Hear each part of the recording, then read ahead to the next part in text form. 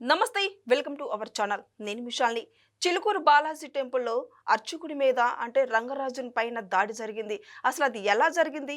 ఎవరు పక్కా ప్లాన్‌తో చేసినట్టుంది? అయితే దీని మీద పూర్తిగా విశ్లేషించడానికి మనతో పాటు ఉన్నారు.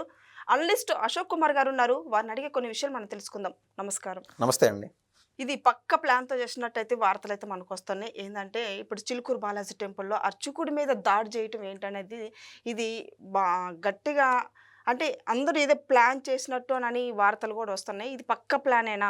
దీని మీద స్పందన ఏంటి? క్లియర్ కట్‌గా చూస్తే ప్లాన్ ప్రకారమే చేసేట్టుంది. కాకుంటే మసూసి మారేడుకాయ చేస్తారని చెప్తారు కదా! వాళ్ళు రామరాజ్యం అనే పేరు కావాలని అది ముందల పెట్టి దాడిని ప్రేరేపించే విధంగా 20 మంది ప్లాన్ ప్రకారం రావడం అంటే అది ఉన్న పళంగా ఏదో ఎమోషన్ రేకెత్తి కొట్టడం అది కాదు. 20 మంది అదే పనిగా నల్ల దుస్తులతో ప్లాన్డ్‌గా వచ్చారు. అంతో ఇంతో గుడ్డిలో మెల్ల అన్నట్లు ఒక అదృష్టం ఏందంటే కనీసం వాళ్ళందరూ సీసీ కెమెరాలో రికార్డ్ అయినారు. వాళ్ళలో ప్రధానంగా నేతృత్వం వహించింది ఎవరంటే వీర రాఘవరెడ్డి అనే ఆయన. ఆయన ప్రస్తుతం మొయినాబాద్ పోలీస్ స్టేషన్‌లో అంటూ ఉన్నాడు. దానికంటే ముందు ఎవరైతే మీరు చెప్పారో రంగరాజన్ గారు, ఆయన అదేవిధంగా వాళ్ళ కొడుకు అయినటువంటి సుందర్‌రాజన్ గారు ఇద్దరు మొయినాబాద్ పోలీస్ స్టేషన్‌లో కంప్లెయింట్ పెట్టాడు. పెట్టగానే పోలీసు వాళ్ళు హుటాహుటిన అంటే మనం చూస్తే అర్థమవుతుంది. వీళ్ళు ఎప్పుడైతే కేసు పెట్టారో కేసు పెట్టిన కొన్ని గంటల వ్యవధిలో రేవంత్ రెడ్డి గారు సర్కారు ఆగమేఘాల మీద ఆయనంటూ అరెస్ట్ చేయడం జరిగింది వీరరాఘవరెడ్డిని. మిగిలిన 20 మంది బ్యాచ్ ఎవరైతే ఉన్నారో వాళ్ళని కూడా అరెస్ట్ చేసే పనిలో పోలీసులు అంటూ ఉన్నారు. అసలు ఈ దాడి ఎందుకు జరిగింది? అసలు ఆయన అంత తప్పు ఏం చేశాడో ఆయనదేమన్నా క్యారెక్టర్ బేడా ఒకసారి దాన్ని పరిశీలించి చూద్దాము. 1990 ఆ దశకంలో ఎవరైతే మీరు చెప్తున్నారు రంగరాజన్ గారు, వాళ్ళ తండ్రి కూడా చిలుకూరు బాలాజీ టెంపుల్‌లో ప్రధాన అర్చకులుగా ఉండేవాళ్ళు. మనకు తెలుసు కదా! అంటే ఇప్పుడు ఉన్నటువంటి పూజారుల కంటే పాతకాలంలో ఇంకా ఎక్కువ శ్లోకాలు పఠించడం, దేవుడి పైన ఎనలేని భక్తి అలా ఉండేది. ఎవరు రంగరాజన్ వాళ్ళ నాన్నగారికి.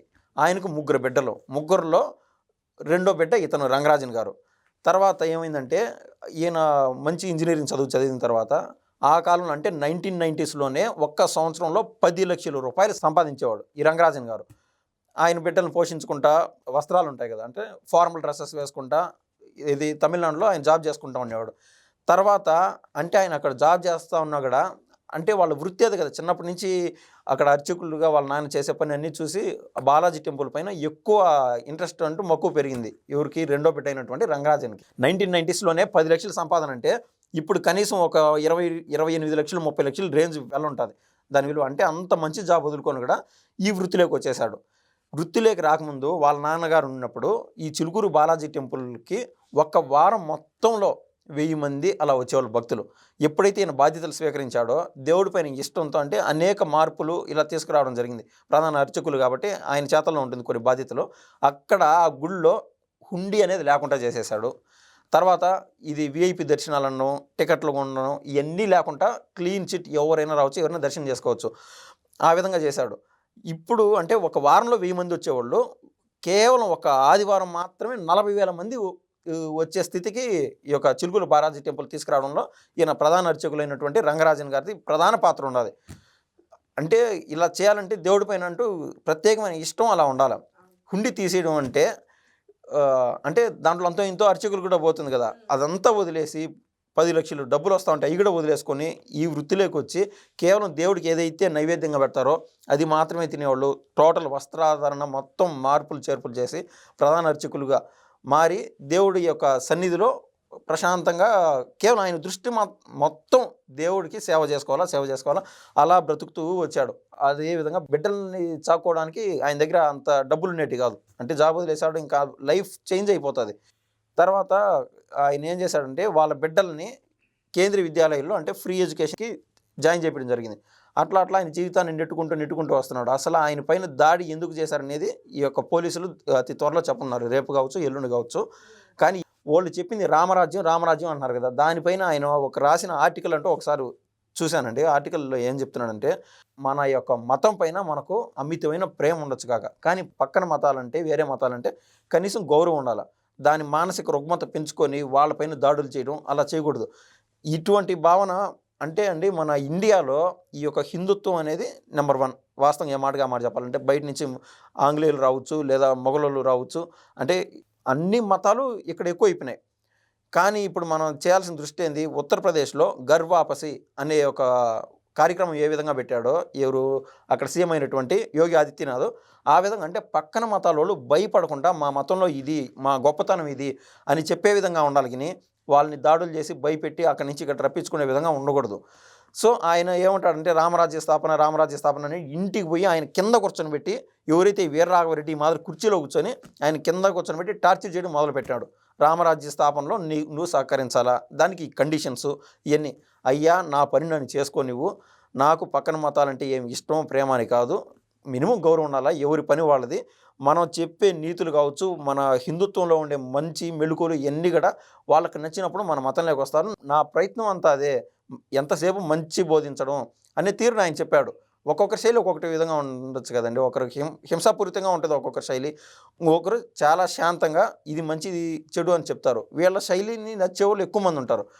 సో మా రూట్లోకి మీరు రావాలని ఏదైతే వీరరాఘవరెడ్డి ఆయన నిజంగా కావాలనే ప్లాన్ పెట్టుకొని చేశాడా, లేకుంటే ఆయన ఆలోచన మొత్తం ఈ యొక్క రామరాజ్య స్థాపన గురించి చేశాడనేది మనకైతే ఇప్పటి వరకు అంతుపట్టని విషయం. దీనైతే పోలీసులు తేల్చనున్నారండి. అయితే ఎన్నో సంవత్సరాలుగా ఉన్న ఆ గుడిలో పంతులు గారి మీద దాడి చేయటం అంటే ఇది చాలా బాధాకరమైన విషయమే.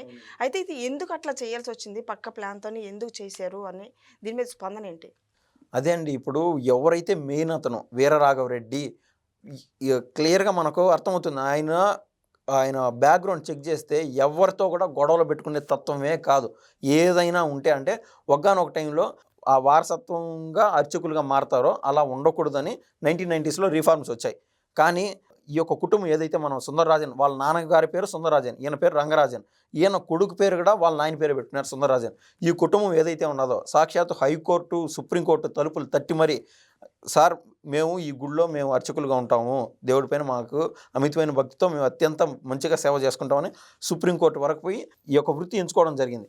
దీనివల్ల మాకేమైనా అవకాశాలు రాలేదా అని ఎవరైనా అనుకున్నారో, లేకుండా అంటే అలా చూసినా కూడా వాళ్ళు రెడ్డిస్ ఎవరైతే కొట్టారో వీరరాఘవరెడ్డి అని ఆయన ఎవరైనా అంటే బయట నుంచి డబ్బులు పెట్టి పురమాయించి కొట్టించారా, ఇవన్నీ ఖచ్చితంగా తేలనున్నాయి. 2 రోజుల్లో అయితే మనకు పూర్తి డీటెయిల్స్ వస్తాయండి. అయితే ఇటు తెలంగాణలో చూసుకుంటే పరామర్శించడానికి కేటీఆర్ వెళ్ళారు.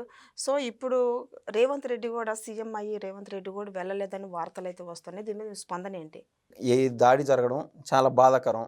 కానీ సీఎం గారికి సీఎం పనులు సీఎంటీ ఉంటాయి. ఎక్కడ ఏడన్నా దాడి జరిగిందని పరిగెత్తుకొని పోవాల్సిన పని లేదు. ఏదైతే అంటే ఇది సోషల్ మీడియాలో హైలైట్ అయిపోయింది కాబట్టి నాకు పేరు వస్తుంది కదా అని చెప్పి రేవంత్ రెడ్డి గారు ఇప్పటికిప్పుడు పోయి ఆ యొక్క సోషల్ మీడియా క్యాప్చర్ మొత్తం తీసుకొని అటువంటి నైజం రేవంత్ రెడ్డిది కాదు. గతంలో ఎన్నోసార్లు చూసాం. కేఏపాల్ ఏమంటాడు, ఆడు కూర్చొని నా కాడికి రేవంత్ రెడ్డి రాలేదు, కేసీఆర్ రాలేదు, చంద్రబాబు రాలేదు, నేను 15 లక్షల కోట్లు బయట నుంచి పెట్టుబడులు తెచ్చేవాడిని, ఇవన్నీ అన్నాడు కదా. రేవంత్ రెడ్డి గారు నైజం సాక్షాత్ అర్థం చేసుకోండి. ఇటువంటి కేఏపాల్కి ఎవరైనా అవకాశం ఇస్తారా, దగ్గర కూర్చొని పెట్టుకుంటారా? నాకు మోడీ తెలుసు, అమిత్ షా తెలుసు, వాళ్ళు తెలుసు అంటానే ఉంటాడు. కానీ ఒక్కసారి వాళ్ళ దగ్గరికి రప్పించుకొని వాళ్ళతో కూర్చొని పెట్టి మాట్లాడుకునే సందర్భాలు ఉండవు. ఈయన 15 లక్షల కోట్లు బయట నుంచి తెస్తా అన్నప్పుడు నేను కూడా చాలాసార్లు అనుకునేవాడిని, ఇంత అవకాశం ఆయన చెప్పినప్పుడు ఒక్కసారి ఆయనకు అవకాశం ఇస్తే బాగుంటుంది కదా. కేసీఆర్ గారు కావచ్చు, అటు జగన్ గారు ఉన్నారు ఆ టైంలో, ఒక్కసారి అవకాశం ఇలా నాకు బాధ వేసింది. రేవంత్ రెడ్డి గారు అవకాశం ఇచ్చారు, మీకు చూస్తే అర్థమవుతుంది. ఆ ఫుటేజ్ కానీ అంతా పోయి కలిశారు. అయితే కేఏపాల్ ఎక్కడ పోయాడు? ఆయన మాట ఏమైనా నిలబెట్టుకున్నాడా? నిలబెట్టుకోవాలా. అంటే ఇది లేట్ కావచ్చు కాక చెయ్యాలనే తాపత్రయం రేవంత్ రెడ్డి గారిలో మెండుగా ఉన్నాయి. అదైతే గుర్తుపెట్టుకోండి. అంటే సోషల్ మీడియా క్యాప్చర్ కోసం ఇప్పుడు వెళ్ళాల్సిన పని లేదు. ఎవరైతే దాడి చేశారో ఆ వ్యక్తిని అయితే అరెస్ట్ చేయడంలో రేవంత్ రెడ్డి గారిదే కదా కీలక పాత్ర. సీఎం హోదాలో పోలీసుల దగ్గర అరెస్ట్ చేయించారు. దాన్నే రేవంత్ రెడ్డి గారు ఆయన కలిసి పరామర్శించినట్టుగా నేనైతే భావిస్తాను. Thank you. ధన్యవాదాలు.